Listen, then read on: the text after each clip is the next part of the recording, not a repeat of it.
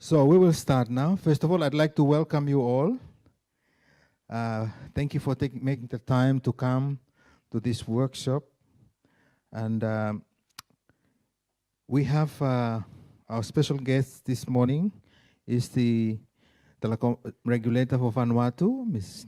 Dulcie Banyala, who is here with us today, and we thank you that she can make it to be here. We also have Mark, who is from the Pacific ICT Pacific ICT Regional Resource Center based in Suva. And it is the center for looking after all regulators around the Pacific. And we also have Noel. Noel is our key person today. She is all the way from ISOC Asia Pacific Bureau. And she's here this morning, and she is the one who's actually organizing this workshop. And we thank her that she's here with us. And we also have Alvin. He's with us here this morning. He'll probably be introduced later on, but I want to welcome our special guest this morning. And so also, of course, you, that you come from far and near. I want to give you a very special welcome this morning. Please feel that you are in a sort of a discussion mode so that we can interact today, and I believe we'll have a good time. So with that, I'd like us to close our eyes and open this session with a word of prayer. Our Father, which art in heaven, we want to praise you and thank you that you have brought us here together to be part of this discussion. And thank you that you are going to lead us today, and we believe that by the end of today we can come up with some resolutions that will help us in the field of privacy, online privacy, that we will know better about this initiative, Father. Thank you, Father, and be with us, with the presenters and everyone participating, and those online too. In Jesus' name we pray. Okay, we will start. If you have a program book, do you have one?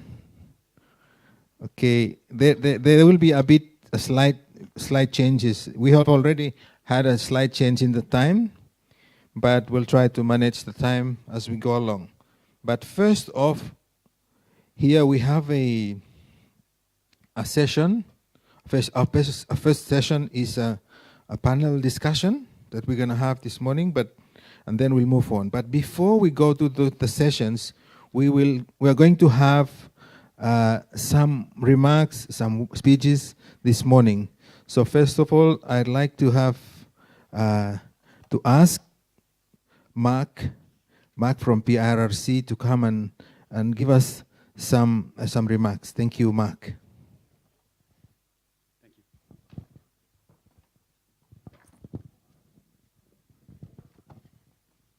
Good morning. Everybody awake? Good. Okay. My name is Mark Lipton.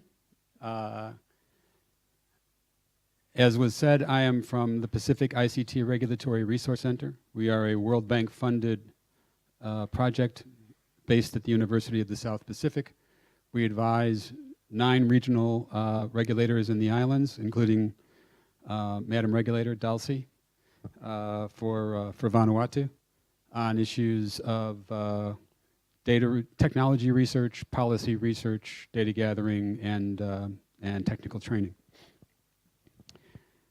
Today we are pleased to be part of this conference, and we thank the government of Vanuatu, TRR, ISOC, and the others associated with bringing this to you as a discussion of online privacy.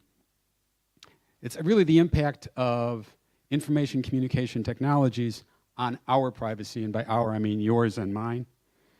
Over the course of the day, you'll be part of discussions that include, what do we mean by the sake of privacy? What do we mean by personal information?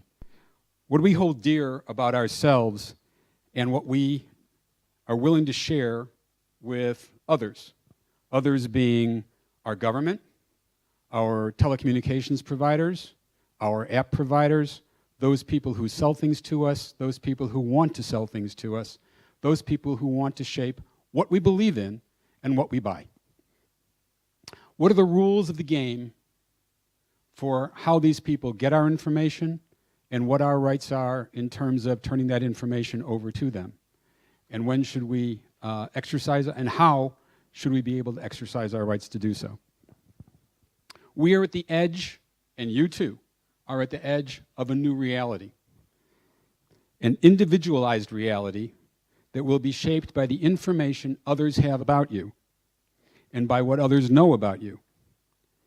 So it's about what they know about your health, what they know about your finances, what they know about the trends of what you look at online and what you buy online, be it information online, and by information I mean such things as our downloadable music or games or videos, or what you buy in terms of hard goods, what you order online and one way or another have delivered to you or to your family. It will determine how people, these people in government, your healthcare providers, the people who are in financial transactions with you, treat you. It's also going to have to do with how people who provide you news, who are supposedly neutral news providers, treat you to get you to read their pieces more frequently and thus bring in more advertising. It is, at the end of the day, about money. This is not a small matter. There are those that say that the issue of privacy and the issue of information, that it was held by the various sets of information providers, not just the ISPs and the Googles and the Facebooks of the world, but by the others who advertise and by the others who put cookies on your machine, actually shaded the outcome of the US election, determined the outcome of Britain's decision to exit from the EU, and at least turned the tide in India's decision not to allow internet free basics, the free Facebook application. And so it impacts you, the internet user, even in a spot as small as Vanuatu, directly, because you are part of a global community. And what you and your information add to that global community is part of a whole and part of the way that people will be treating you in the future in your online life. While we have panels today that are filled with experts, it is important that we have your input on this. For it is your future that is being determined by these decisions on how privacy works out, not just globally, but more specifically in Vanuatu, in terms of your ability to shape the rules that the regulator will put out and shape the laws that your legislature will pass. And so you have a role in shaping that internet future that you are going to live in. Ask questions. That microphone is in the audience is there for a reason. It is there for you. We expect the questions. We want to hear from you. Speak up. If something upsets you, get to the mic, let us know. And accept no conclusion as a given. It is your future. It is your privacy. It is for you to shape it. Thank you, and enjoy the conference. The next speaker is Noel from de Guzman from the Internet Society. Noel?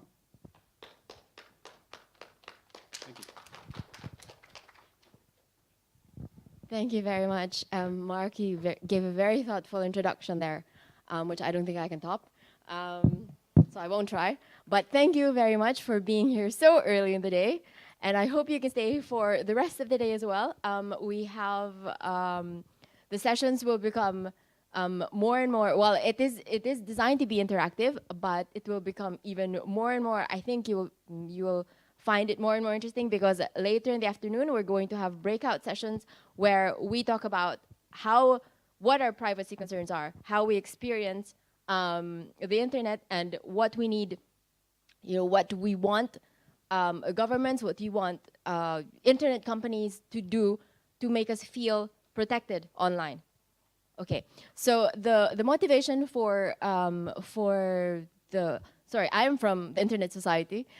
We are a not-for-profit organization, so we work globally on a variety of internet issues, whether it's internet access, security, and other things. And we're very, very keen, and we're very thankful for the TRR and the OGCIO and the wonderful and very capable team for putting all of this together and making it happen.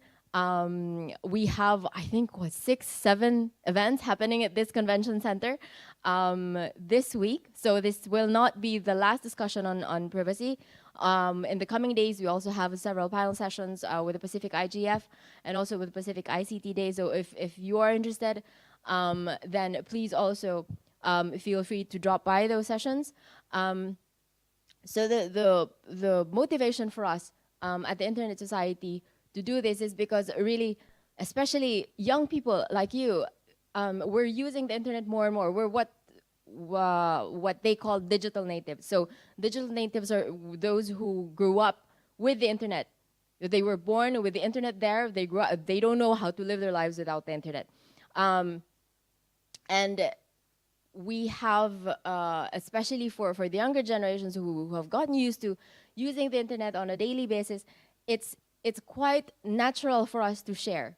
As humans like to share. We like to share what we think. We like to share what we've been doing, and whether it's just with our friends or with our family. But now you have an extended network where you can share it with everyone who is following you, and they can comment on it. You can interact with them, and the internet makes it also easier for us to share our information. So you have different platforms. You have all those social media platforms you can choose from. You have Snapchat. Who has Instagram here? No one? Oh, Mark has Instagram. Okay. Mark and Andrew, you have Instagram? Okay, and you have all of these companies and you sign up for them for free, no? So they say that if you're not paying for the product, then you are the product. So what does that mean? What does it mean to be a product of the internet? It means that, the most valuable commodity in the information age is really your information. So it's information about you. Sometimes it's useful for us personally, like for me, because, for instance, if I turn on my location on my Google Maps, then Google can suggest restaurants. It can suggest some things that I can do in the area, which is quite useful for me. But one of the issues that comes with these companies, collecting data about us is we don't really know when the data is being used for our benefit or when the data is being used for their benefit. And it has gotten to a point where, I'm sure all of us use Facebook, no? It has gotten to a point where there was one day I was typing something there was a friend's baptismal on Facebook. I was typing a message to her saying, I'm very excited because he was going to be my godson. I'm very excited for the baptismal. And the moment that I type baptismal, there are ads on baptismal gifts that pop up next to my message.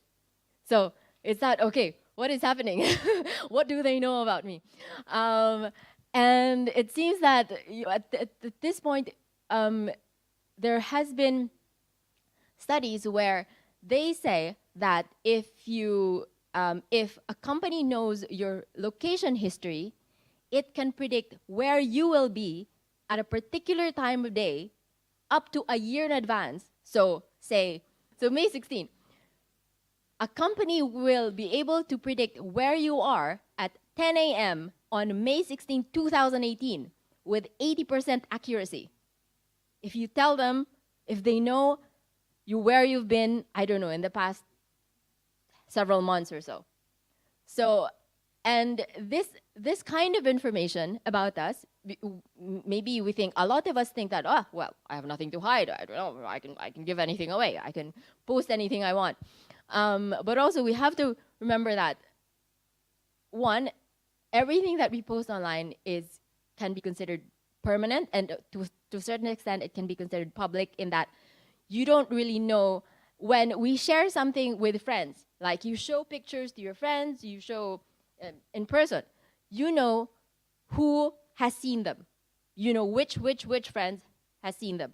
But if you do it online, you don't really know beyond, say, you have some privacy setting, yes, but you don't really know beyond the people you know, you don't really know who else can see them, right?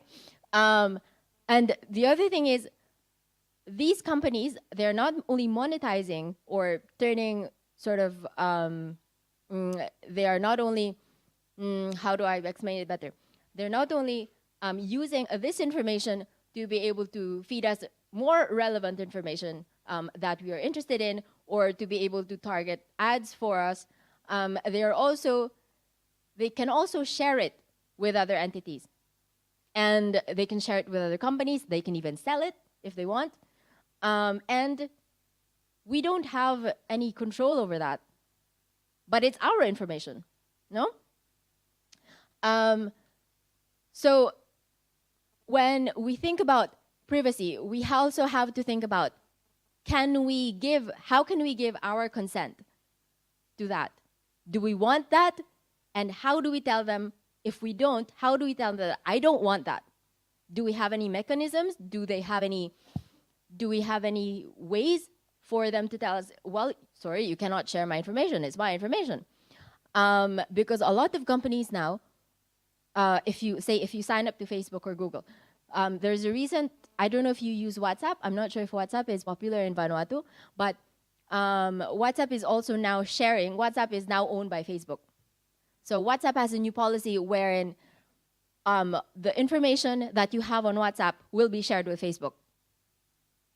There's also a new policy with Google where if you're using one Google service like YouTube, the information that you have on YouTube, the videos that you've seen, the things that you've searched, will be shared with other Google platforms, whether it's Gmail or Google+.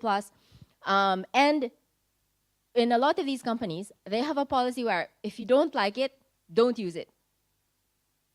So it's giving you that, well, I want this free service, but it means I have to surrender, this, and this. I have to give them what they want. But is there a middle way? Can we have a middle way wherein you can say, I want to use the service, but I don't really want you to share my information? And there are a number of policies that are coming in place.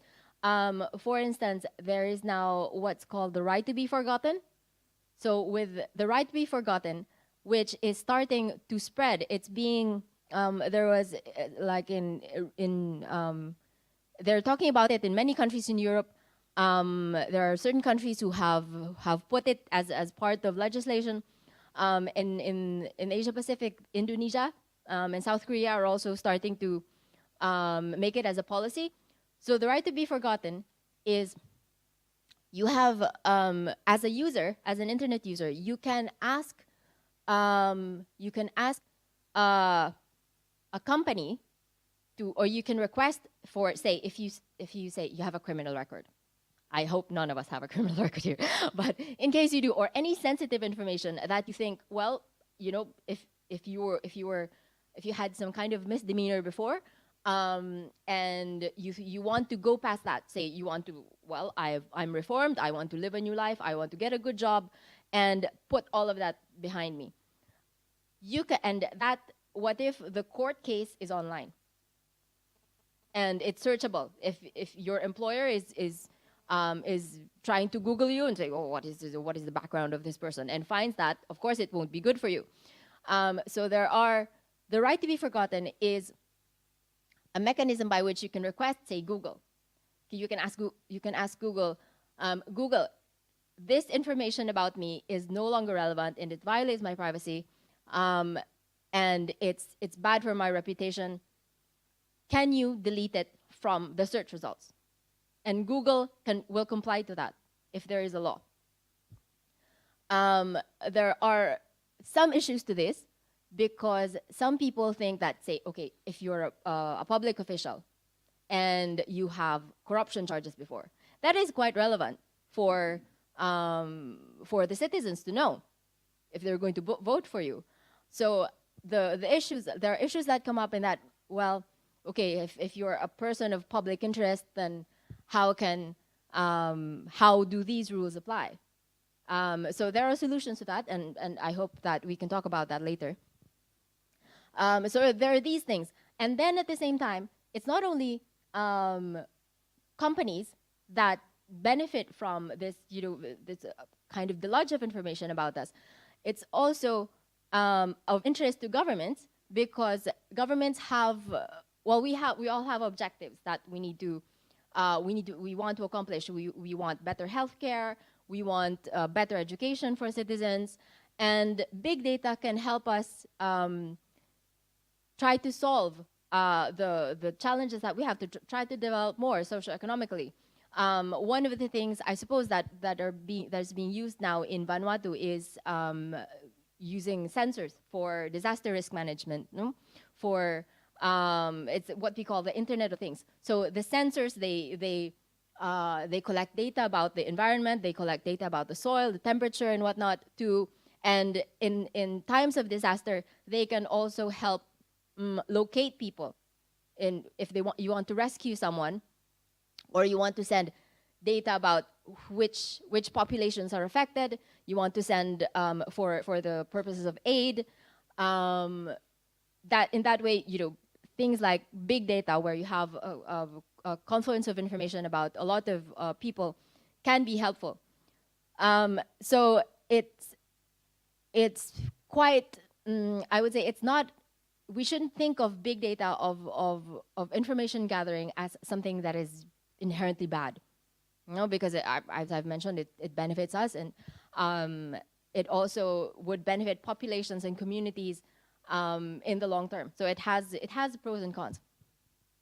But what we need to think about is really we need to be able to guarantee that or ensure that our privacy is not compromised when this kind of information is collected.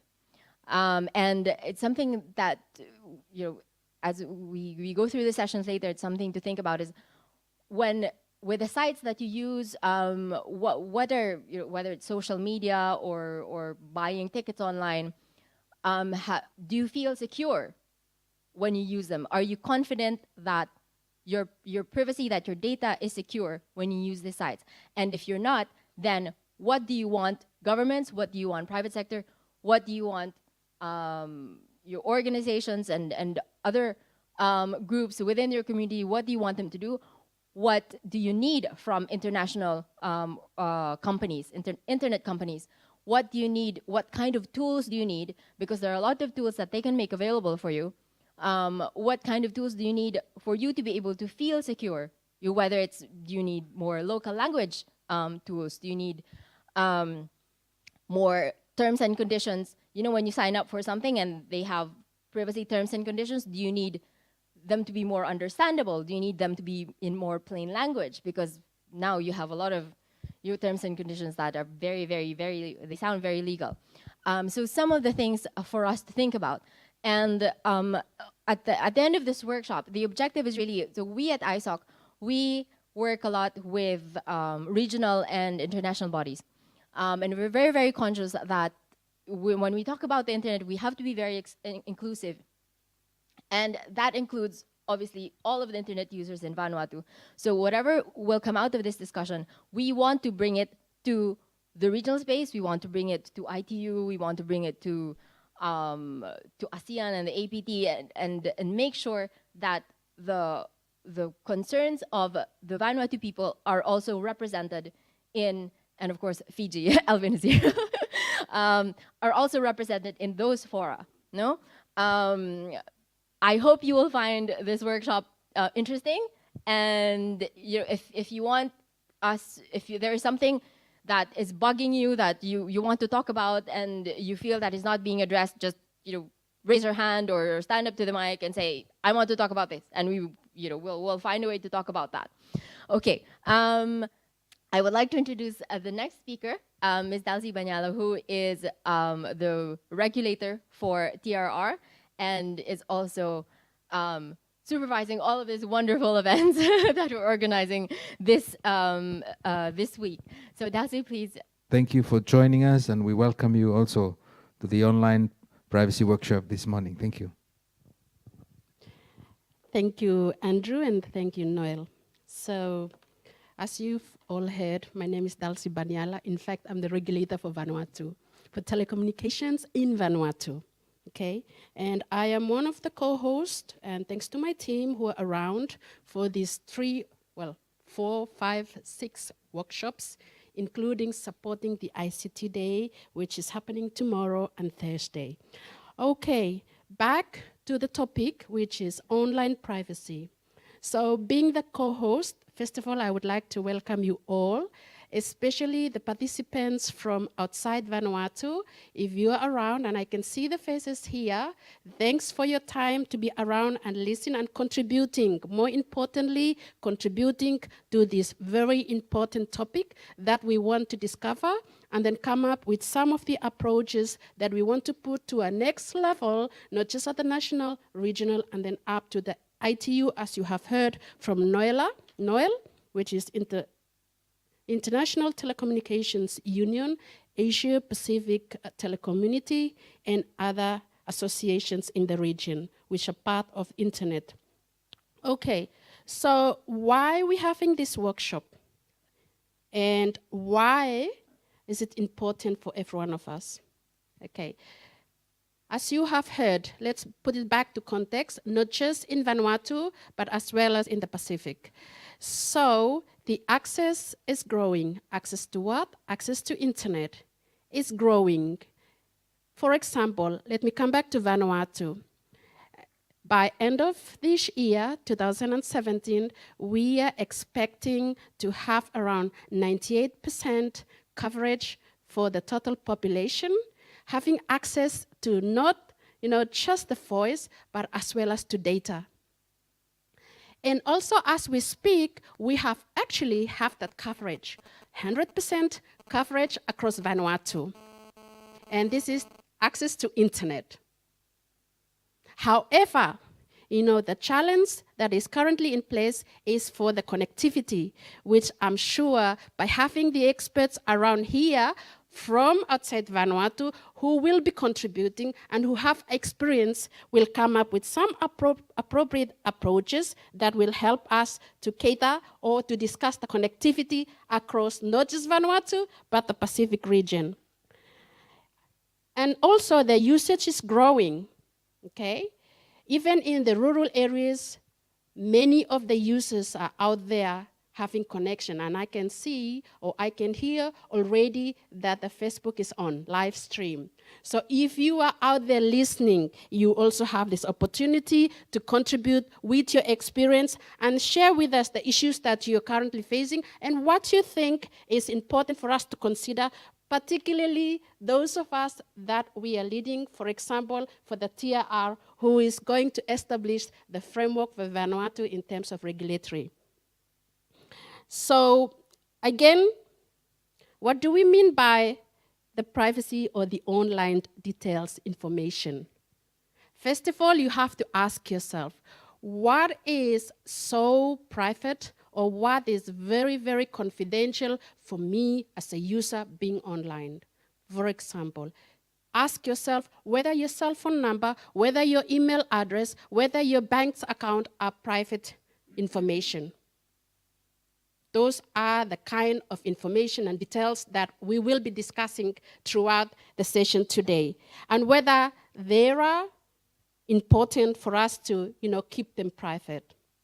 And at the same time, we will be discussing, what other mechanisms are already in place for all of us, the users of internet, and whether we have them there existing and whether we can make reference to. And if we don't have these mechanisms in place, what are the options available for us to consider? And it's an important question to me and my team in terms of regulatory. More importantly, before you're up online, ask yourself, is this information, going to be made public? Is this information temporary? Is this information for the whole world, or is this information for a group of people or association, part of your discussions? These are the key questions that's very important for us to consider and also that you can contribute on making sure that we have the right framework in place to cater as the access and the connectivity is growing, as well as the growth of usage, not just in Port Vila or not just in Nandi or Suva, but across to all rural communities, and which is why we are here today. So once more, I thank you very much, and I welcome you all. With you in this room, you are very valuable participants because you will be contributing and you will be supporting and you will be putting some issues that we haven't faced, and so that we can discuss and come up with some appropriate framework, not just for the regulatory, but as well as for the policymakers, as Alvin is here around, and as well as, including the government, and as well as for internet community, like the PKISOC, and as well as the operators that are around, and also some organizations that are also contributing and taking care of online privacy. So thank you very much. You enjoy the rest of the session throughout the day.